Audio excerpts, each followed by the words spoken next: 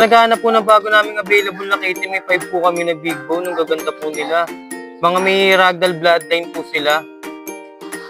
Mga triple coat. Ang date of birth po nila ay September 14 po ang nila, ang date of birth. Magkano po lang po sila 2 months sa October 14. Mga blue eyes. Yan po silang gaganda niyan. Flex po natin sila isa-isa.